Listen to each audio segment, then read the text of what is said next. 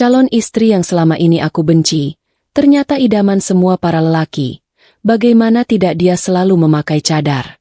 Begini kisah selengkapnya, tapi sebelum kita lanjut ke ceritanya, alangkah baiknya subscribe dulu channel ini, nyalakan lonceng notifikasinya, agar saya semangat untuk menghadirkan cerita yang lebih menarik lagi, dan jangan lupa absen di bawah, kalian dari kota mana saja.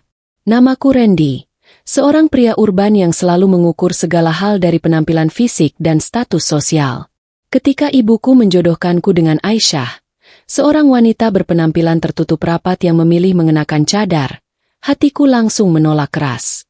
Bayangan tentang wanita modern, modis, dan bisa kubanggakan di depan teman-teman pergaulanku seketika sirna. Setiap kali menatapnya dari kejauhan, aku hanya melihat sosok dingin dan kaku yang tak pernah sejalan dengan duniamu yang dinamis. Pertemuan keluarga malam itu terasa seperti panggung eksekusi bagiku. Aisyah duduk tenang di sudut ruangan dengan balutan kain serba hitam. Pandangannya tertuju ke bawah, tanpa sepatah kata pun menyela pembicaraan orang tua kami. Keheningan dan kesederhanaannya justru membuat dadaku sesak oleh rasa kesal yang menumpuk. Aku sengaja bicara dengan nada dingin dan bersikap acuh tak acuh, berharap dia sadar bahwa aku tak pernah menginginkan perjodohan sia-sia ini terjadi.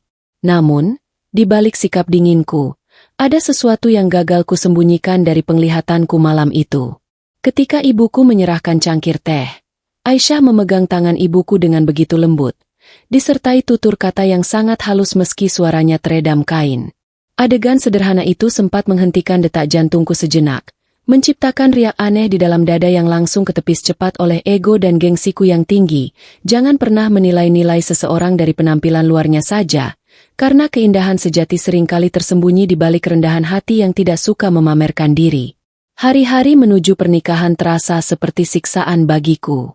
Aku sengaja menghindar dari setiap pembahasan persiapan acara, membiarkan Aisyah dan ibuku mengurus semuanya sendiri. Ketika ibuku memintaku mengantarkan dokumen ke rumahnya, aku datang dengan wajah ketus dan enggan turun dari mobil. Aisyah keluar menghampiri kaca mobilku, menyerahkan amplop dengan gerakan terpuji dan tatapan mata yang begitu teduh. Namun aku justru memalingkan muka dengan angkuh.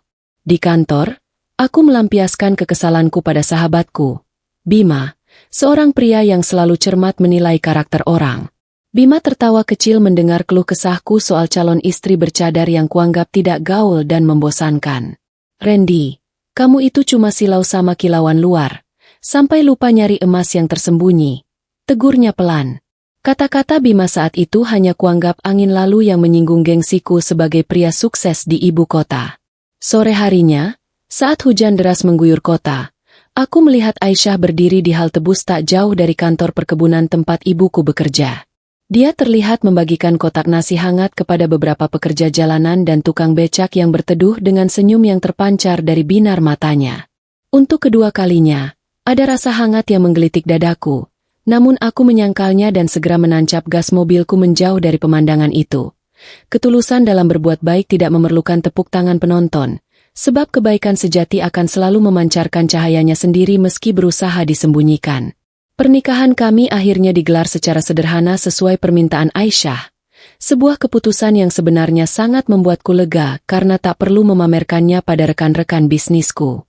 Setelah ijab kabul diucapkan, kami resmi menempati rumah baru yang kubeli dari hasil kerjaku sendiri. Aku menegaskan garis batas sejak hari pertama. Kita hidup masing-masing dan jangan pernah mencampuri urusan pribadiku. Aisyah hanya mengangguk pelan tanpa membantah sepatah kata pun. Rutinitas baru pun dimulai dengan keheningan yang canggung di antara kami berdua setiap harinya. Setiap kali aku pulang malam dalam keadaan lelah dan ketus, kemeja kerjaku sudah terbiasa rapi tercuci, dan hidangan makanan hangat selalu bersaji di atas meja makan. Walau begitu, aku selalu menyantapnya tanpa mengucapkan terima kasih. Bahkan sering sengaja meninggalkannya begitu saja hanya untuk menunjukkan kekuasaanku sebagai suami yang tidak menginginkannya. Suatu malam, aku terbangun karena haus dan melihat lampu ruang tengah masih menyala remang-remang. Dari balik pintu, kulihat Aisyah sedang bersujud lama dalam sholat malamnya. Terdengar isak tangis pelan yang tertahan meratapi kesabarannya. Ada rasa bersalah yang tiba-tiba menusuk dadaku malam itu, membuat langkah kakiku terhenti dan memaksa pikiranku bertanya-tanya tentang betapa luasnya hati wanita yang terus kubenci ini. Sabaran yang diiringi doa adalah perisai terkuat dalam menghadapi penolakan dan perlakuan kasar dari orang yang kita sayangi. Konflik sebenarnya baru dimulai ketika perusahaan tempatku bekerja mengadakan pesta ulang tahun tahunan yang sangat mewah di sebuah hotel bintang 5. Rekan-rekan sejawatku diwajibkan membawa pasangan mereka, dan aku merasa terjebak dalam dilema yang besar. Aku takut menjadi bahan tertawaan jika membawa Aisyah yang bercadar. Namun di sisi lain ibuku menelepon dan mengancam akan merestui hubungan kami jika aku tidak mengajaknya serta ke acara tersebut. Dengan terpaksa dan hati yang amat berat, aku menyuruh Aisyah bersiap-siap malam itu. Aku menyindirnya agar memakai pakaian terbaik yang dia punya supaya tidak membuatku malu di depan bos besar. Aisyah hanya tersenyum tipis di balik kain penutup wajahnya, lalu mengangguk sopan tanpa ada raut kekecewaan. Dia memilih gaun elegan bernuansa gelap yang sangat bersahaja namun memancarkan keanggunan yang luar biasa tenang saat dia melangkah keluar kamar. Sesampainya di ballroom hotel, tatapan mata ratusan tamu undangan langsung tertuju ke arah kami berdua. Aku menunduk malu, mengira mereka sedang meremehkan penampilan istriku yang sangat berbeda dari wanita lain di ruangan itu. Namun, ketika beberapa petinggi perusahaan mulai mendekat, ekspresi mereka justru bukan ejekan, melainkan tatapan kagum dan rasa hormat yang mendalam pada sosok di sampingku. Keanggunan sejati tidak diukur dari seberapa terbuka pakaian yang dikenakan, melainkan dari kehormatan dan martabat yang dijaga dengan keteguhan hati. Malam itu berubah menjadi panggung kejutan yang sama sekali tidak pernah kubayangkan sebelumnya dalam hidupku. Pak Arya, pemilik perusahaan tempatku bekerja yang terkenal sangat dingin dan tegas, tiba-tiba berjalan melangkah menghampiri meja kami. Wajahnya yang biasanya kaku seketika berubah penuh haru dan hormat saat menatap Aisyah. "Dokter Aisyah, apakah ini benar-benar Anda?" Tanyanya dengan suara bergetar yang membuat semua rekan kerjaku melongo kaget. Ternyata, Aisyah bukan sekadar wanita rumahan biasa seperti yang selama ini ada dalam prasangka burukku. Dia adalah seorang dokter spesialis bedah sukarlawan yang sangat dihormati, pendiri yayasan kemanusiaan besar yang telah menyelamatkan puluhan jiwa anak-anak dari keluarga tidak mampu. Pak Arya sendiri adalah salah satu donatur utama yang selama ini sangat mengagumi karya sosial Aisyah namun belum pernah bertatap muka secara langsung. Teman-teman kantorku yang tadinya membualkan pasangan mereka kini berkumpul mengelilingi meja kami dengan rasa takjub yang luar biasa. Para pria memandangku dengan tatapan iri, menyebutku sebagai pria paling beruntung karena mendapatkan wanita sesempurna Aisyah. Sementara itu, aku berdiri terpaku bak patung di tempatku, merasa menjadi manusia paling bodoh dan kerdil karena telah menelantarkan permata berharga di rumahku sendiri. Jangan pernah meremehkan seseorang hanya karena dia memilih untuk tidak menyombongkan kelebihan dan pencapaian hidupnya di hadapan publik. Pulang dari acara pesta tersebut, keheningan di dalam mobil terasa ribuan kali lebih menekan dadaku. Aku menggenggam kemudi dengan erat. Rasa malu dan penyesalan mulai menggerogoti pikiran dan egoku. Aku memberanikan diri melirik Aisyah yang menatap keluar jendela dengan tenang. "Kenapa kamu tidak pernah cerita kalau kamu seorang dokter dan ketua yayasan?" Tanyaku dengan suara serak yang bergetar menahan malu. Aisyah memalingkan wajahnya ke arahku. Binar matanya terlihat tenang tanpa ada nada kesombongan sedikit pun. "Mas Randy tidak pernah bertanya, dan aku tidak merasa gelar atau status itu penting untuk dipamerkan dalam rumah tangga kita." Jawabnya pelan namun sangat menohok hatiku. Jawaban itu seperti pukulan telak yang meruntuhkan seluruh dinding kesombongan yang kubangun selama bertahun-tahun. Malam itu, aku tidak bisa memejamkan mata sepintas pun di kamar peradaduanku. Aku terus membayangkan betapa jahatnya perlakuanku selama ini padanya. Sementara dia tetap melayaniku dengan ketulusan seorang istri salehah. Kebencian yang selama ini kupelihara perlahan luntur, berganti menjadi rasa penasaran yang membakar dan keindahan rasa kagum yang mulai tumbuh di dasar hatiku yang paling dalam. Kerendahan hati yang sejati adalah ketika kita memiliki segalanya untuk disombongkan, namun kita memilih untuk tetap bersahaja dan tidak menghakimi orang lain. Sejak kejadian malam itu, sikapku mulai berubah perlahan-lahan terhadap Aisyah. Aku mulai mencoba menyapa dirinya di pagi hari, menyantap masakan buatannya sampai habis, bahkan menawarkan diri untuk mengantarnya bertugas. Namun, jarak emosional yang terlanjur kubuat di awal pernikahan tidak bisa terkikis begitu saja dalam semalam. Aisyah tetap bersikap sopan dan melayaniku dengan baik. Tetapi ada benteng dingin yang kini membatasi kedekatan kami berdua. Suatu siang, Bima datang ke kantorku dan memergokiku sedang melamun menatap foto pernikahan kami di layar ponsel. Bima tertawa menyindirku yang kini berbalik mengejar perhatian istriku sendiri. Dulu kamu benci setengah mati, sekarang kamu malah seperti cacing kepanasan. Aisyah itu idaman banyak pria. Ren, kalau kamu tak pandai menghargainya, jangan salahkan takdir kalau dia lelah dan memilih pergi, ujar Bima mengingatkan. Ucapan Bima menyalakan alarm bahaya di dalam benakku yang makin panik.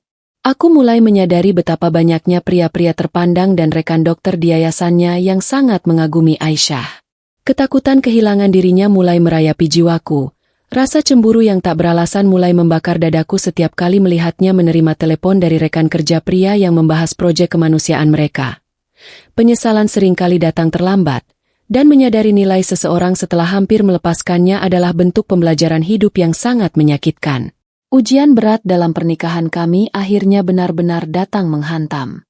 Seorang dokter mudanan tampan bernama Dr. Raihan, yang merupakan rekan perjuangan Aisyah sejak dari bangku kuliah, kembali dari tugas luar negeri. Raihan secara terang-terangan menunjukkan perhatian lebih kepada Aisyah di depan publik.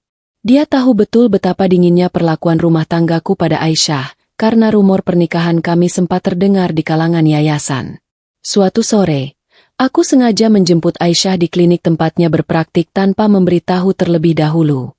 Di sana, aku melihat Raihan sedang berbincang hangat dengan Aisyah di ruang tamu klinik. Raihan menyerahkan sebuah dokumen sambil tersenyum manis, sementara Aisyah meresponsnya dengan ramah. Emosi dan rasa cemburu yang membendung di dadaku seketika meledak tanpa bisa kukendalikan lagi saat itu juga. Aku menerobos masuk ke dalam ruangan, menarik tangan Aisyah dengan agak kasar di depan Dr. Raihan. Ikut aku pulang sekarang. Kamu ini istriku. Jangan seenaknya berduaan dengan pria lain di tempat ini. Bentakku dengan emosi yang membakar. Raihan mencoba membela Aisyah, namun Aisyah menahannya dengan isyarat tangan, lalu menatapku dengan tatapan mata yang penuh kekecewaan mendalam atas tuduhanku. Kecemburuan tanpa dasar yang sehat hanya akan merusak kepercayaan dan melukai perasaan orang yang kita sayangi. Sesampainya di rumah, pertengkaran hebat yang selama ini terpendam akhirnya pecah tak terbendung. Aku meluapkan seluruh kekesalan, rasa cemburu, dan inferioritas yang kurasakan di hadapannya. Kamu sengaja membuatku kelihatan bodoh di depan pria itu, kan? Kamu bangga dibangga-banggakan pria lain sementara kamu menganggapku suami yang tak berguna. Teriakku emosi sambil melempar tas kerjaku ke lantai ruangan. Aisyah berdiri tegak. Air matanya menetes perlahan membasahi kain cadarnya untuk pertama kalinya sejak kami menikah. Suaranya bergetar namun terdengar sangat tegas menembus kesadaranku. Aku tidak pernah sekalipun merendahkan Mas Randy. Selama ini aku diam ditolak, dihina, dan dianggap beban di rumah ini. Aku bertahan bukan karena aku tak punya pilihan, tapi karena aku menghargai ikatan suci pernikahan ini, ucapnya tegas. Kata-kata Aisyah bagaikan petir yang menyambar tepat di dada dan pikiranku. Dia membuka kain cadarnya di depanku, sebuah pemandangan wajah cantik jelita dan sangat bersih yang selama ini tertutup rapat untuk mataku. Namun, wajah indah itu kini dipenuhi derai air mata luka akibat kesalahanku. Tanpa mengucapkan sepatah kata lagi, Aisyah membereskan pakaiannya ke dalam tas besar dan melangkah pergi meninggalkan rumah. Luka yang diukir oleh ucapan kasar seringkali merusak hubungan yang telah dibangun dengan penuh kesabaran dalam kurun waktu yang lama. Kepergian Aisyah membuat rumah kami terasa begitu hampa, dingin, dan tak bernyawa. Setiap sudut ruangan kini memantulkan bayangan kesalahanku dan kebaikannya yang selama ini kuabaikan begitu saja. Tidak ada lagi senyum hangat yang menyambutku. Tidak ada lagi kebiasaan menyantap makanan enak di meja makan, dan tidak ada lagi suara lantunan ayat suci yang menenangkan jiwa di sepertiga malam kami. Aku mencoba mencarinya ke klinik dan yayasan, namun para staf di sana mengatakannya bahwa Dr. Aisyah telah mengajukan izin pergi bertugas ke daerah konflik bencana alam di pelosok pulau selama beberapa minggu. Aku mendatangi rumah orang tuanya untuk meminta maaf. Namun ibuku sendiri memarahiku dengan sengit setelah mengetahui betapa buruknya perlakuan kasar yang kukerjakan pada wanita sebaik Aisyah selama ini. Dalam kesendirian yang menyiksa malam demi malam, Aku menangis meratapi kebodohanku sendiri. Aku berlutut di atas sejadah tempat biasa Aisyah sholat, memohon petunjuk pada Tuhan agar diberi kesempatan kedua untuk memperbaiki perbuatanku. Aku menyadari satu hal yang pasti, aku tidak hanya telah kehilangan seorang istri yang cantik dan berbudi, tetapi aku telah melepaskan malaikat pelindung dalam hidupku. Penyesalan tanpa tindakan nyata adalah kesia-siaan. Hargailah keberadaan seseorang sebelum kehampaan mengajarimu betapa berharganya dia. Kabar duka tiba-tiba datang menghantam bagai petir di siang bolong 3 minggu kemudian. Berita di televisi melaporkan bahwa gempa bumi susulan skala besar dan tanah longsor meluluhlantakkan posko kesehatan tempat Aisyah bertugas sebagai tim medis sukarelawan. Beberapa tenaga medis dilaporkan hilang tertimbun material longsoran, dan nama Aisyah termasuk dalam daftar korban yang belum berhasil ditemukan oleh tim SAR. Jantungku serasa berhenti berdetak seketika membaca berita menyakitkan tersebut. Tanpa berpikir panjang lagi, aku langsung memesan tiket penerbangan pertama menuju lokasi bencana di daerah terpencil tersebut. Aku tidak peduli dengan pekerjaan, keselamatan diriku, atau bahaya gempa susulan yang masih mengintai. Pikiran utamaku saat itu hanya satu, aku harus menemukan Aisyah dan memeluknya, memohon ampun atas segala dosaku padanya. Sesampainya di lokasi bencana yang hancur porak-poranda, aku bergabung dengan relawan lokal mencari keberadaan Aisyah di tengah puing-puing bangunan klinik lapangan. Jemariku berdarah menyibak reruntuhan kayu dan batu. Air mataku menetes bercampur lumpur hujan. Di saat-saat paling krusial itulah aku menyadari betapa cintanya aku padanya. Cinta yang terlambat aku akui akibat terhalang oleh gengsi dan kesombongan diri. Cinta sejati akan teruji saat musibah menerpa, memadamkan segala ego dan menyalakan keberanian untuk berkorban demi orang yang kita kasihi. Setelah seharian pencarian yang melelahkan fisik dan mental di bawah guyuran hujan, seorang relawan berteriak mengabarkan menemukan korban selamat di balik celah shelter yang tertimbun tanah. Aku berlari sekuat tenaga menuju lokasi tersebut dengan dada yang bergemuruh hebat. Hati kecilku terus berdoa tanpa henti, memohon keajaiban agar sosok wanita yang sedang dievakuasi keluar dari celah sempit itu adalah istri tercintaku. Ketika sosok itu berhasil diangkat ke atas tandu, aku melihat kain cadar lusuh berwarna gelap yang sangat kukenal melingkar di lehernya. Itu Aisyah. Dia terkulai lemah dengan luka-luka di lengannya. Namun detak nadinya masih ada walau sangat lemah. Aku berlutut di samping tandunya, menggenggam jemarinya yang dingin dengan derai air mata penyesalan yang membakar pipiku di hadapan para relawan. Aisyah perlahan membuka matanya yang layu, menatapku dengan kebingungan yang sangat mendalam. "Mas, Randy, kenapa Mas ada di sini?" Bisiknya sangat pelan dengan suara yang terputus-putus. Aku mencium jemarinya dengan erat sambil menangis terisak. "Aku datang untuk membawamu pulang. Aisyah, tolong maafkan Mas yang bodoh ini. Tolong jangan tinggalkan aku lagi." Ucapku memohon penuh penyesalan, pengampunan dan keajaiban akan selalu menemukan jalannya bagi hati yang benar-benar tulus menyesali kesalahan masa lalu. Proses pemulihan Aisyah di rumah sakit kota menjadi momen titik balik paling krusial dalam rumah tangga kami. Aku mengambil cuti panjang dari pekerjaan kantor demi mendampinginya setiap detik selama perawatan. Aku belajar menyuapinya makanan, membersihkan lukanya, dan mendengarkan setiap cerita perjuangannya saat melayani masyarakat miskin di berbagai daerah terpencil Indonesia. Di saat-saat itulah, aku menyaksikan keindahan karakter Aisyah yang sesungguhnya tanpa ada penghalang prasangka. Dia tidak pernah menyimpan dendam atas perlakuan burukku di masa lalu. Senyumnya yang tulus dan binar matanya yang hangat setiap kali menatapku membuatku makin jatuh cinta setengah mati. Aku sadar, cadar yang dikenakannya bukan pertanda ketertutupan hati, melainkan mahkota kehormatan yang menjaga keindahannya hanya untukku. Suatu sore di taman rumah sakit, Dr. Raihan datang menjenguk Aisyah dan melihatku sedang merapikan selimut istriku dengan penuh kasih sayang. Raihan tersenyum tipis dan menepuk bahuku dari belakang saat Aisyah sedang tertidur lelap. "Kamu pria yang sangat beruntung, Randy. Jagalah dia dengan baik, karena di luar sana banyak pria yang bermimpi ingin berada di posisi yang kamu tempati saat ini." Bisik Raihan jujur, menjaga cinta butuh perjuangan konsisten. Keberuntungan sejati seorang suami adalah ketika mampu menjadi pelindung terbaik bagi istrinya. 1 bulan berlalu sejak tragedi bencana tersebut, dan rumah kami kini telah dipenuhi dengan kehangatan dan kebahagiaan yang melimpah. Aku tidak lagi malu membawa Aisyah kemanapun aku pergi. Justru aku dengan bangga mengenalkannya pada seluruh dunia sebagai takdir terbaik dalam hidupku.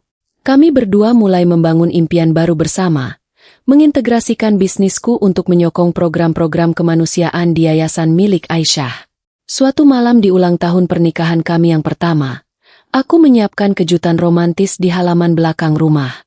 Aku menggandeng tangannya menuju meja makan yang terhias indah di bawah pendar lampu taman yang hangat.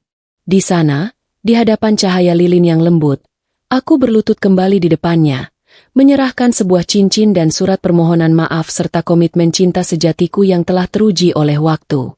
Aisyah menyibak cadarnya di depanku, memamerkan senyum paling indah yang pernah kusaksikan sepanjang hidupku. Air mata bahagia mengalir di pipinya yang merona saat dia mengangguk pelan menerima janji baruku. Untuk pertama kalinya dalam pernikahan kami, aku merasakan kedamaian yang utuh, kedamaian yang lahir dari keberanian meruntuhkan tembok prasangka dan menggantinya dengan keikhlasan mencintai.